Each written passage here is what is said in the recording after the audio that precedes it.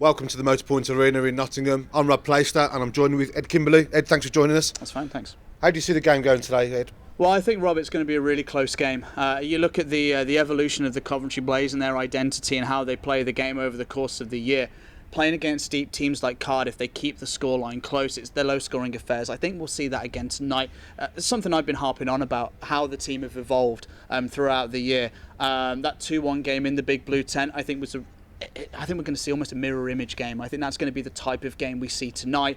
Unfortunately for the fans, I think that means it's going to be quite tense all the way through the 60 minutes, but it sure is going to be an exciting affair, and I think the Blaze are going to be in it right to the end. Brian Stewart's obviously a key man for the Coventry Blaze. He's been superb the second half of the season. Let's take Stewie aside for the second. Who else would be a key man for the Blaze? Well, I already mentioned him. You know, Brett Robinson for the Coventry Blaze, and he's been, by far the informed forward. I mean, actually, to be honest, that whole line, Rob, him with Lazon and Bruton, they just complement each other so well. They're not the biggest of lines, but they play with grit and aggression, as well as a high skill level. That's a line you could cut out the Coventry Blaze, stick in the Cardiff Devils roster, and it would fit pretty well. They play to that identity. I think Robinson's the catalyst for everything that happens on that line.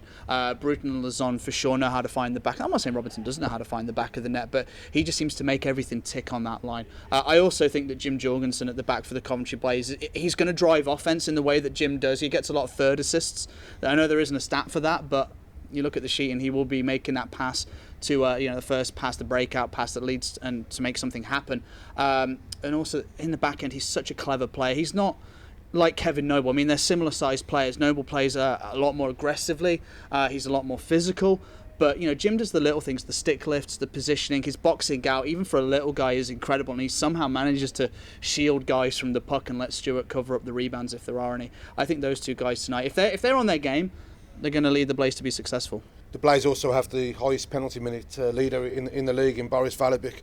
It's very important Boris keeps his discipline. We don't want any little 2-minute penalties here and there, do we? Because that's where we could get hurt. Well, yeah, absolutely. I mean, Boris has played at the NHL level, don't forget. He's a first-round draft pick, so he plays up to the crowd a lot, and we've seen that, and that's part of, I think, why he's endearing to Blaze fans. But it's like Marmite, isn't he? Blaze fans love him by and large, and opposition fans hate him.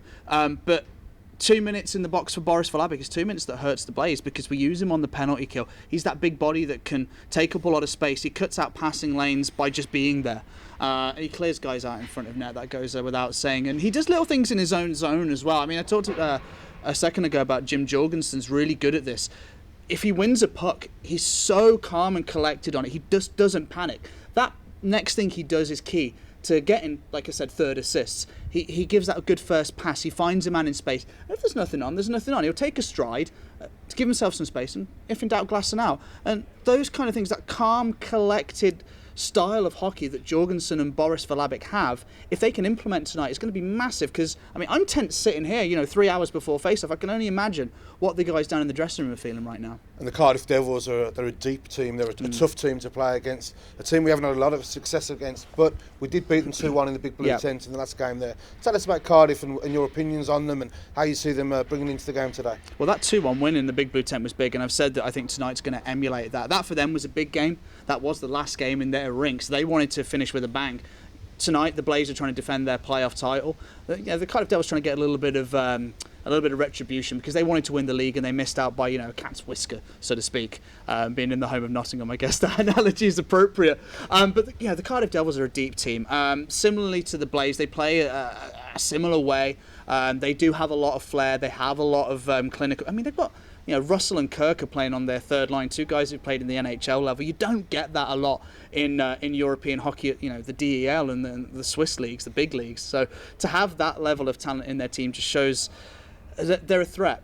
You can't take a shift off against them because they just come in waves. At the back, again, they're solid. They work hard for Ben Bounds. Teams have to shoot on sight against them. You look at the shots against that Ben Bounds has had throughout the season. It's similar numbers to Brian Stewart for a team that finished 8th. That's a really interesting stat for me. For me, that seems like teams are having to shoot from the perimeter because they just can't get into the house. And when teams do get in there, Ben Bounds has evolved as a player over the last few years. He's one of the best netminders in the league. He's been nominated for that award. So we're going to have to capitalise on getting through Cardiff's defence, trying to box us out. pick up those second and hopefully third chances if there are any, and just be clinical. That's how we're going to beat them tonight. And a guy who's gone under the radar a little bit for the Blaze is Kevin Noble. Yep. He puts his body on the line, he's chucking himself in front of pucks, he does everything needed as a D-man. He got under the skin of Cardiff a little bit earlier on in the season. There was a couple of incidents. Do you see him as a key guy today? Well, absolutely. Not because of the necessarily getting under the skin, but look, Kevin Noble's the kind of guy that brings the playoff attitude for the Coventry Blaze and that style of hockey that you mentioned, Rob, throwing yourself in front of pucks. You know, he'd stop a puck with his face if he had to prevent a goal. That's the playoff attitude that he's brought every game throughout the regular season. He'll bring it tonight, no questions asked. And you're right, he will be a key player. And I think that if he does do the little things and Cardiff kind of try and target him and isolate him a little bit, they'll take penalties against him, Rob. And that will lead the Coventry Blaze to being on the power play. You can't score short-handed, let's be honest. It doesn't happen very often. Put your neck on the line. I'm going to ask you for a scoreline prediction. We're going to finish with that.